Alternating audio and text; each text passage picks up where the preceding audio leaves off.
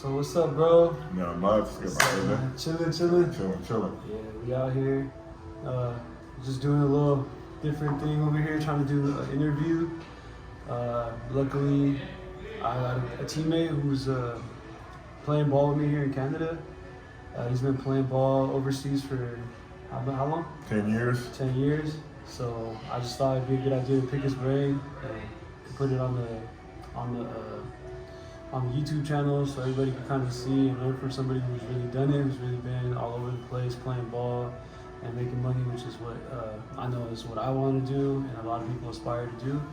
Not easy, but when you can hear from somebody who's done it before, it makes it a little bit easier, right? So just gonna ask you a couple of questions that I wrote. First of all, what's your name, bro? So my name is Davie Champagnie. I was born and raised in San Bernardino, California. Yes, sir. So first question is, how long you been playing for overseas? I've been playing basketball overseas since 2013 till currently now. 2023, so that's 10 years. 10 years, long time. Yeah. Next question is, what teams and where have you played at? So I played in Spain, played in China, played in Finland, I played in Denmark, played in Portugal, played in Switzerland. Where else did I play? South America, so Ecuador, and then currently came over here to Canada. Damn, okay. So all over the place, bro. Shit. Another question is, this is kind of going back, like when did you realize you wanted to play overseas? That's a tough question because I didn't really know much about overseas. You know, American dream for a lot of guys growing up, especially kids our age, you know, it was always the NBA or the G League, or at the time it was the D League.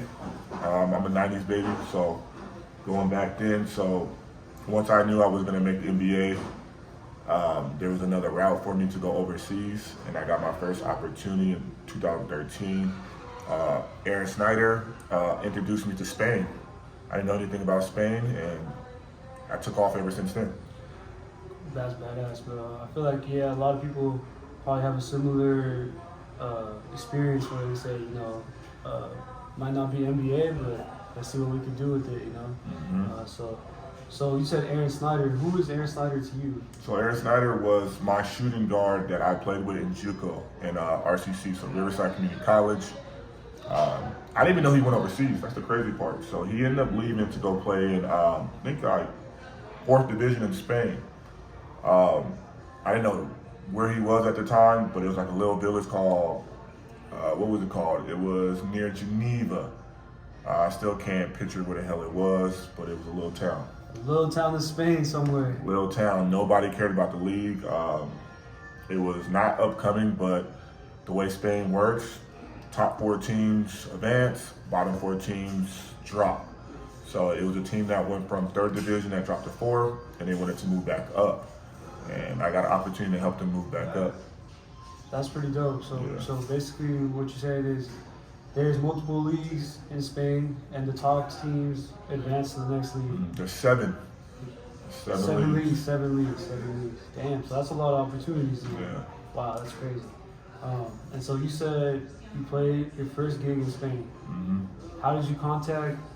This is Aaron Snyder, you just tells the coach, like, hey, I got a guy, and they check out your film, you sent them film, or how did that work? So I had no film at the time other than college, but I didn't need that. So it was just word of mouth. Okay. So what happened was they were on a 9-game losing streak, and like I said, if they're the bottom 4 teams, they'll drop down even further. And if you drop down to Ciba Copa or something, that's like semi-pro. No one cares. Like, let's just pretty much just call it a wrap. It's pretty much done. So it's harder to get back up. Yeah, it's hard to get back up because now you can't get imports. You don't have the money to get guys. In 4th division, it's even harder because my first gig there, I came to play with them. I didn't get paid. They paid for my flights, they paid for housing, and they paid for meals. They couldn't pay me for no expenses, no money, no nothing. So that was a sacrifice that I made, and I'm probably not the only person that made that sacrifice, but you know, there's a lot of stories that are out there. Yeah. So damn, that's crazy. Mm-hmm. So what's your mindset when you say, I'm not gonna get paid, but I'm gonna just go out there and get housing and meals. What's your mindset got to be like? Because I know that must be tough. Like, what was your thought? Like, your goal when you went out there was what were you thinking? Like, you weren't getting paid, So that's a great question. So with me, when I was going out there, I pretty much sat down and talked to my mom. She financed and helped me at the time because I was younger. I didn't have the money. So she ended up buying my flight out there, helping me with food and travels if necessary. My biggest thing, like I told my mom, is I don't plan on playing in this league for long. I know my worth and my talent, but this is a great opportunity for me. So I'm gonna go out here and do my best. And what's so funny is I killed that league within 2 weeks, and I got an opportunity to go all the way up to 3rd division. But I didn't end up going because the coach ended up not contacting those teams because he needed me so they didn't move down. So I ended up getting the backlash at the end of the day. But then again, it was a minor setback or a major comeback. So I just take it like that because I could have skipped the whole 4th division and played in 3rd that same year, but things happen for a reason. Okay, so how long was that season for? So that season was 9 months. 9 months. That's a long grind with no money. But that's how it is. A lot of times you hear the stories. It's like you got to put in that grind and that year probably or 2 where it's like you're not really getting paid, and then something will just break through. Mm-hmm. So what was that breakthrough moment for you that you actually got an opportunity to get paid? And so where'd you go from there? My breakthrough moment to actually get paid is that same year. So when I was supposed to go to EBA, that's 3rd division in Spain, and that's stronger than a lot of top leagues to this day. So Spain is where a lot of guys want to go if you want to get like a good resume. But what happened was I got my first offer, but unfortunately I couldn't take it because the situation I told you guys earlier was 800 euros at the time. And that's pretty good. Imagine you going from 0 and being in 4th division to 3rd division and getting paid 800 euros within that same year. So that's when I saw a lot of potential. I saw a lot of, upcoming. So that's what humbled me and told me, your work is gonna pay off. Just keep doing what you're doing, and then it'll go from there. So what team was that? What was the next team you went to? So I ended up playing in Spain for a couple years. So I ended up playing near Geneva, and then after I was done there, I ended up playing in Mollet. So Mollet was 30 minutes from Barcelona. And I ended up playing with, the funny thing is I ended up playing with Ricky Rubio's brother, Mark Rubio. So I ended up playing with him. I ended up meeting Ricky Rubio when he was going on an Adidas trip with not Anthony Davis, it was, who was the guy that plays for, I forgot the name. It was Ricky Rubio, it's James Harden, it was, what's the tall guy that everyone thought was like Kevin Durant. Kevin Durant's like brother, like he's tall just like him. I think he played with Zion? Ingram. So that's when Ingram was there too, because they had like an Adidas event. I met all those guys. It was very humbling. They told me a lot, and it just went from there. Crazy the stuff that you can run into. Yeah. The basketball world is pretty small. But all right, so then once you did that, then where'd you go from Spain? So after I left there, I ended up playing again in Spain. But then now I started making bigger money. I started playing in better leagues. So I ended up playing in Barcelona. So hold on real quick. Let me interrupt you. Because it's like going really fast. So like, what did you have to do? Like what kind of numbers did you have to put up? Or what kind of contacts did you have to meet to move up that quick? To move up that quick, honestly, it was just consistency. It was consistency, and it was not about work ethic. Your work ethic will always show, but the biggest thing was your character. You must have a big character when it comes to European basketball because, see, when you're in a Spanish country, their rules and their understanding of people's character is a lot different. When you're from the States, we're more cutthroat, we're more like hard on each other. But if you have a bad character or you have this weird unsportsmanlike attitude, that right there, you can average a double-double. You will never play in Spain again. So if you have a character, man, it goes a long way. You can average 7 points a game and be the best character ever and can go further than someone who averages 20 and 20. Damn, that's golden nugget right there. For sure. All right, and then just kind of like another type of question is, what was your day to day like when you were playing in that upper division in Spain?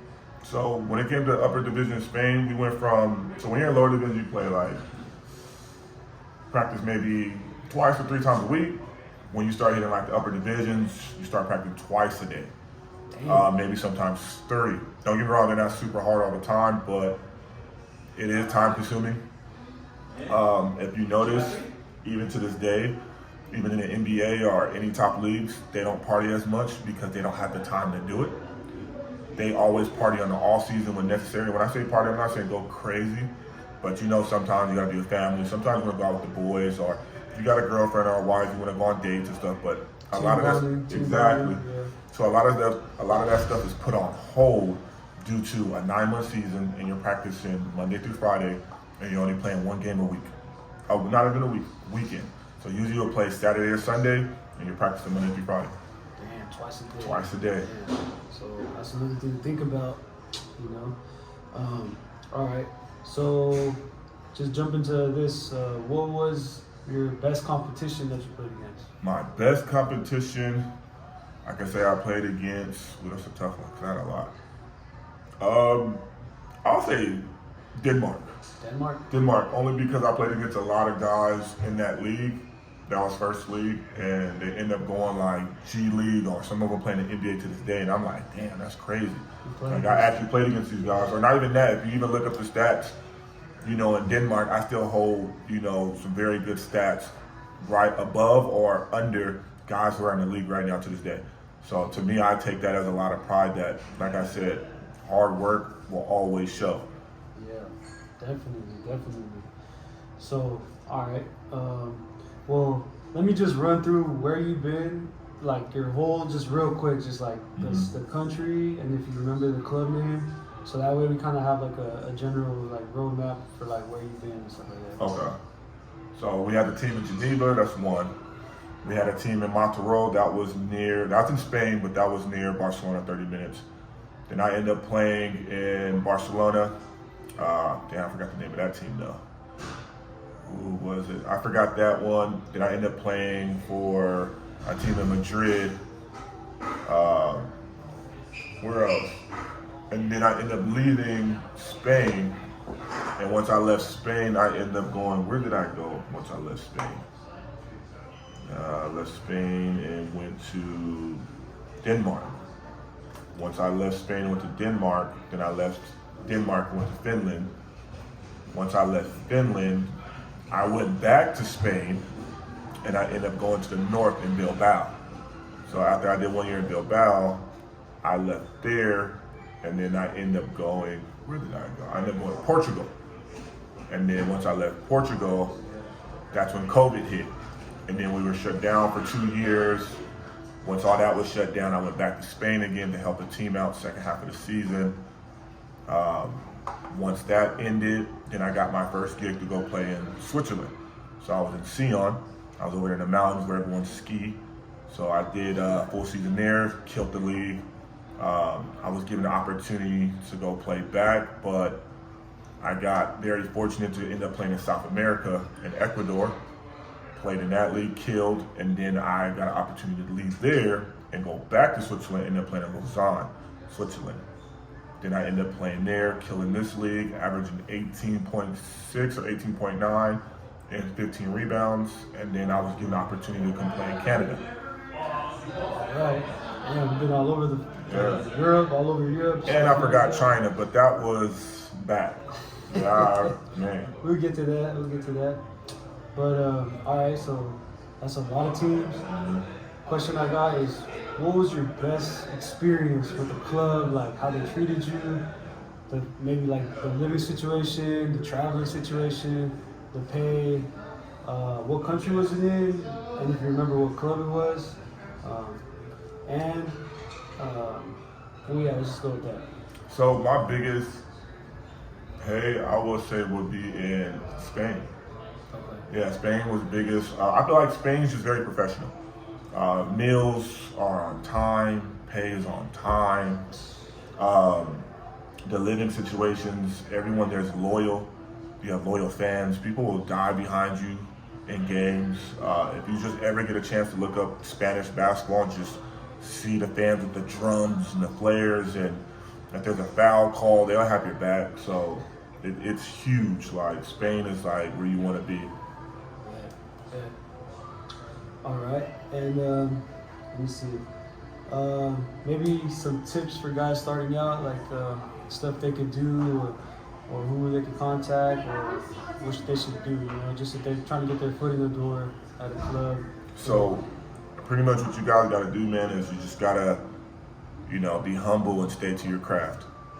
One thing I learned growing up was I was always that guy that was like, damn, how did this guy get this job? And I know I'm better than him. It's not about being better than someone. It's not about outworking somebody. It's about, do you fit their role? And that's one thing I had to notice was it's not about being great, it's about fitting a role. If they're looking for a big man that can shoot, they're looking for a big man that can shoot. If you're a big man that's very physical and can dunk the ball and you can destroy the league, it's good. Don't get me wrong. There's a team out there for you, but you're just probably not that fit for that team. So don't be discouraged thinking like, oh man, like, I don't want to play basketball anymore. It's not about that, because when your opportunity comes, you will know when. And when it comes, embrace the moment, because if you embrace it, you'll be playing for the next 20 years and you'll look back at this, this film, and you'll be like, damn, like, that's crazy how I was watching the broadcast, and it's funny how I really took notes on this, and now look at you 10 years later. Yeah, right. Hey, that's big. I agree big time with that. Just don't get down just because, one situation isn't really working out how you thought it was. But just know that if you stay ready, like, you're going to fit in somewhere else. There's hundreds of teams. Like, there's a lot of teams. So if you got talent, like, you're going to make it somewhere. Somebody is going to appreciate it. So, yeah, like, that's a big thing. Just stay confident and stay ready. Okay, that's badass. So what about this? What are things to look out for, things to avoid, pitfalls you don't want to fall into, stuff like that you have come across that maybe you can look back and say, oh, I wish I didn't do that, or I wish I would have did this different, so people can learn from you? So one thing is, it's kind of, this is a tough one though, because when you go from year 10 to year 1, sometimes you let a lot more go year 1 or year 2 because you want to continue to keep playing, compared to being year 10, year 12, year 15, because when certain things happen, you're like, F this, I'm done. Like, I know my worth. But we're gonna piggyback on year 1 or year 2. What I will tell you guys is, even if the situation sucks, even though you're not getting playing time, even though you might not be in the best circumstances, fake it till you make it. I'm not saying that once you hear year 5, year 7, but your first 2 years is always going to be your hardest grind. I don't care where you are. I don't care if you're making $50,000 a month. I promise you, your first 2 years are always your worst years, because if you can make it through your first 2 years, you can forever play in Europe or you can forever play overseas. Your first 2 years will determine if you're going to continue to play overseas or you're not. And for a lot of you guys who's watching this, who unfortunately took their first 2 years for granted and aren't playing anymore, you know what I'm saying. So for all you guys out there, man, it's not about the pay, it's not about the situation, it's not about the circumstances. Your first 2 years will always be your hardest grind. And if you can fight through your first 2 years, you can do anything else. Yeah, that's good information. So just going back to you, where do you want to play now that you've been all these places? China. What's your next goal? I definitely want to play in China because the money's crazy. That work is hard. There's a lot you don't have to do no more. You're older now. So. Yeah, I'm 33 now, so it's different. I don't want to be practicing every day. But all jokes aside, if I wanted to pick a country to live in and be stable, it's between Denmark or Switzerland. Their health coverage, their work environment, their health care, all that is paid for. They set you up with a retirement fund at the age of 65. It's just crime free. Their transportation system is designed for your young kids. When you have kids one day, it's designed for them to get to A and B easily. It's just everything there. I feel like it's just designed for you to retire. Other than other countries, it's just too fast. It's a fast life, but Switzerland or Denmark is the two countries that I've been playing in that I know, like, that's where I want to end at. Man, it's badass. That's badass. It's good. It's dope too. Like you got to see so many places, so Exactly. you're not like confined to one perspective of where you want to go and stay at. You know, you kind of choose now, like since you've been able to live everywhere that you have. So yeah, pretty much those are my questions. Is there anything you want to say to people out there, or young hoopers, or anybody out there who watches this? Man, to all the young hoopers out there, man, keep y'all heads up. I know y'all going through a lot. I know it ain't easy. The grind's really hard. But at the end of the day, stay true to yourself. You know, if you feel like there's a situation that's not going good, leave. If you feel like there's a situation going great, find a way to get greater. You know, and that's just all I really have to say to you guys, man. Don't let nobody take your talent for granted. If it's not for you, it's not for you. Like we said earlier, there's hundreds of jobs out there who are willing to take you. Don't lose yourself over something that wasn't meant for you. So really take that in. For sure. Well, hey, thank you, Davie, for taking the My time. brother. Appreciate you. Appreciate you too. Feel me? So yeah, that was it. If you guys want more content like this, just subscribe, like, share, whatever. Hit that notification button, yeah, man. He got a lot of so, content coming. I'm not the only one that he's going to interview. We have a lot more stories for you guys, so you guys can understand, like, you know, it's harder than you guys think. You know, you guys don't really see the grind behind the door, but we're trying to help you guys out by allowing to interview ourselves to kind of give you guys an example of you're not the only one. You know, we got your back. You know, we're here to give you guys stories as well. And, you know, hopefully this helps you guys, man, in the future. Yes, sir. Hoop vlog. Stay up. Keep hooping. Yes, sir.